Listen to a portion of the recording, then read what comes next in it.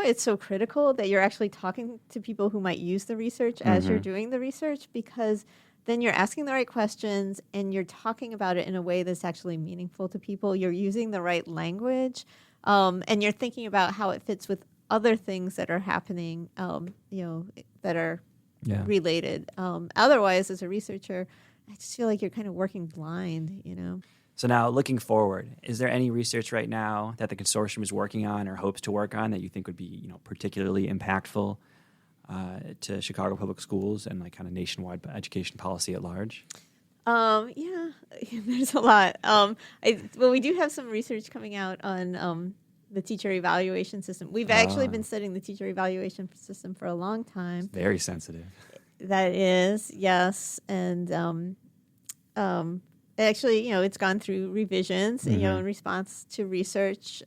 It actually, for many years, we had this great, this very kind of productive partnership going where we would have regular meetings of the consortium researchers, folks at the central office who, from the talent office, and then the Chicago Teachers Union to say, what are the questions that people have about the teacher evaluation system, and then to provide that information to everyone. That hasn't been happening in the last few years.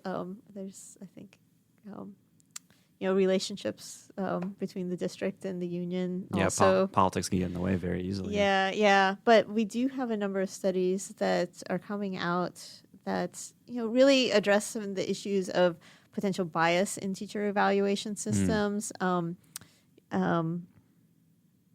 And trying to understand why it is that, there are differences, for example, by teacher race in teacher evaluation scores. I think our research is showing it's not because the teacher quality, the individual teachers are necessarily, have lower quality. It's really the context. What do you do about that then?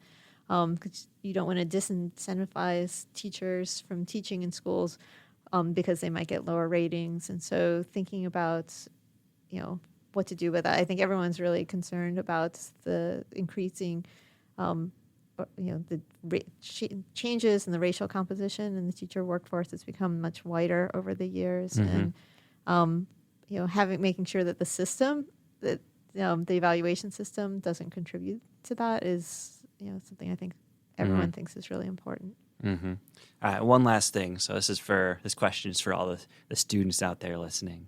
Okay. Let's say I'm a student, undergraduate, maybe even high school. I'm a grad student, and I want to get involved in school research eventually, maybe as a career. What advice would you give to them right now to kind of prepare themselves to work on school research? Yeah, there's lots of things you could do. I mean, first of all, you can develop your research skills, obviously. You can take classes in research and get experience doing research. Really important. The practical experience will be completely different than the experience you get in the classroom, but it's good to have a base.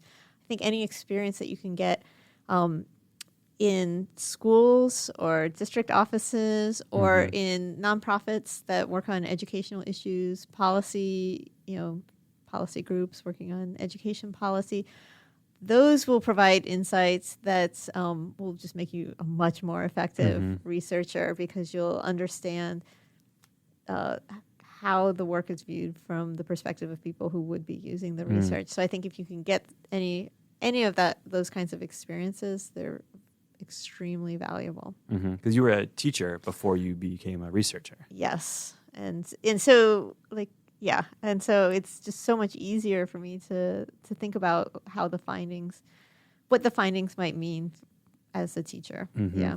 Make sure the research counts and it's not just, some abstract paper that. Yeah, like the concepts are not abstract to me. So when I think about, different types of professional learning and, what those feel like and, how you experience them, or think about different instructional strategies and, implementing those and, what it feels like to, how you interact with students and, and then just all the experiences that you have. It just makes it very real in a way that I don't think would be otherwise. Yeah, absolutely. Well, that's all I have for you today, Dr. Allensworth. Thank you so much for being with us. My pleasure. Thanks for inviting me. Absolutely. Maybe when this teacher evaluation research gets off the ground, maybe we'll have you back to talk through that more. Sure. All right. Thanks again. Okay. Bye.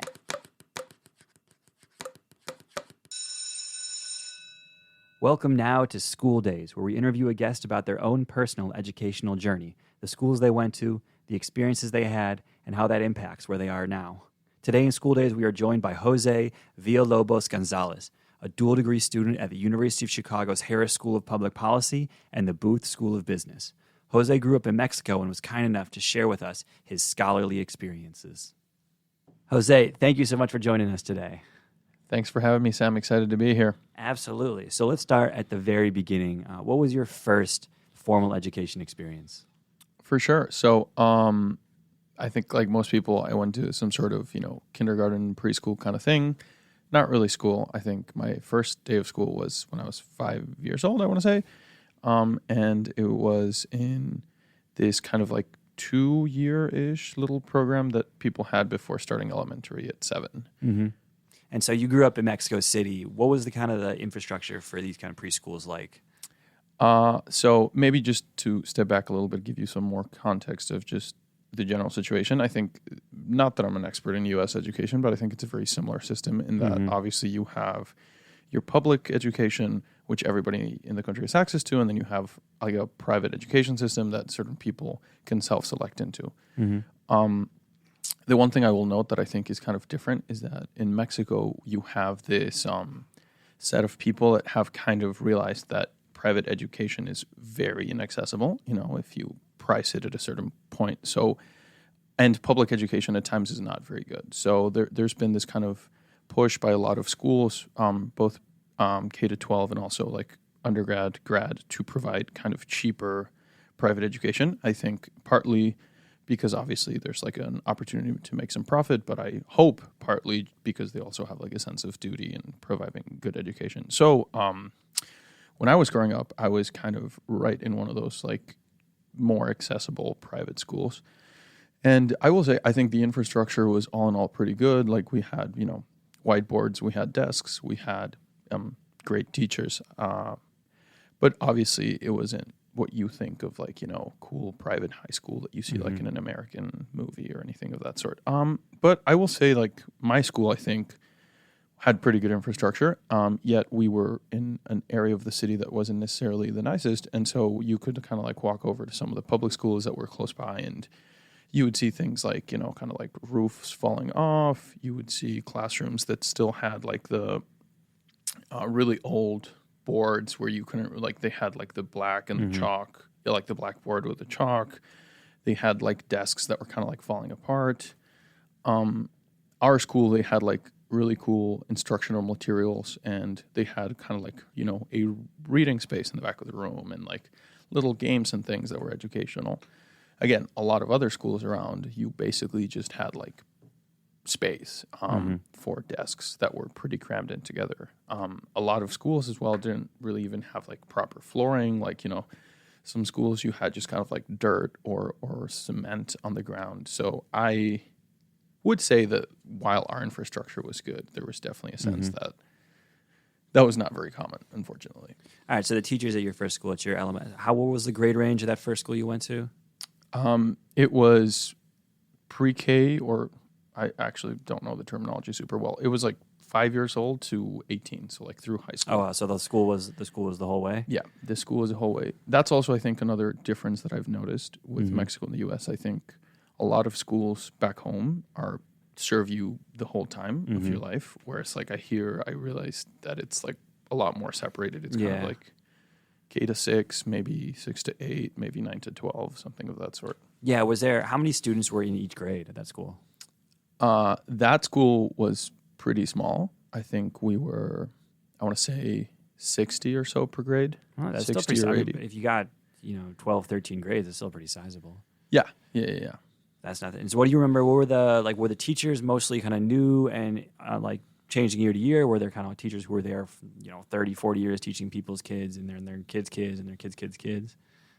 Yeah. So I will say that I moved schools when I was like 12. So by the time I was in middle school, I did go somewhere else, which is funny because people in the U.S. do that by need. And we moved cities. Anyway, TMI. So I went to that first school that I went to was a British school that had been in Mexico City for a few years. It was fairly established.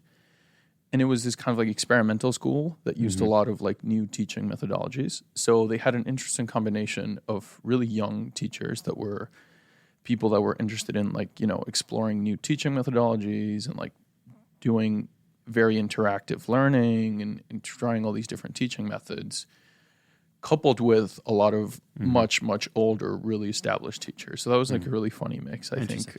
Was there anything from the curriculum you remember particularly liking or disliking? Yeah. So I remember some things, and then my parents also always kind of like love telling stories of like, do you remember when you were like 5 and you came and you told us this? And I obviously don't, but yeah, like one thing that I always remember is like the greater or less than sign in math. We were taught in school to think of it as like a crocodile's mouth. And so the crocodile was hungry and the crocodile was always going to face towards the bigger number because they wanted to eat more. So that's like one really funny little thing that I remember many years later. I was talking to someone and they were struggling with that, like the sign. And I was like, no, you have to think about it this way. And they were shocked. They were like completely floored. And I like that point was like kind of when I realized like, wow, like this was actually a really cool school. Like they did a lot of like really funny, different little things to make you like digest the content in like a more understandable or more approachable way. It's like a 5, 6, 7-year-old. Other things that I remember, we had a lot of kind of, how do I put this, like festivals or like events every year in which kind of each class had like a theme that you were studying for one reason or another. And so you had like a week that was devoted to like that theme. And so they had a bunch of class activities and a bunch of events associated with that. For example, when I was, I think in like 5th grade, we had one of our history units was on Victorian England. And we talked about everything that was happening in England at that time. And so for a week, our teachers turned the classrooms into a Victorian era style classroom. And they asked us to dress, like they asked our parents to help us like dress in Victorian era clothing. So I showed up to class in this like, cotton white shirt and like really baggy pants that I had no idea where my parents found. And the teachers would apply really kind of weird teaching methods. And for example, there was this strange religious belief at the time that writing with your left hand was like sacrilegious or whatever. Yeah, it's a sign of the devil, I believe. Ridiculous. And so a couple of my classmates who were left-handed, the teachers were like, no, you can't write like that. And they would like, yeah. So it was, I don't know, it was like a lot of little things that were super interesting and that like really immersed you in whatever you were learning, right? Did y'all have Oliver Twist style gruel for lunch? No. I think there obviously were the corporal punishment and like all of those things had to be avoided for legal purposes. Naturally, yeah. If only those laws didn't get in the way of giving you all an authentic Victorian experience. Pretty much. That's great. So you said you moved when you were about 12 years old. What was that second school like? So you went from that second school when you were about 12 to how long? We moved because of my dad's job when I was 12. So I basically went to a new middle school. Kind of did that elementary mid switch. And then I moved again when I was 17. So I did my junior and senior year of high school at so for most of the time, like middle school and for the first 3 years, you had this new. So what was that second school like? So it was really interesting. We moved to this city called Querétaro, which at the time was like a very small kind of like, it's grown a lot in the last 15, 20 years, but at the time it was like a very small city.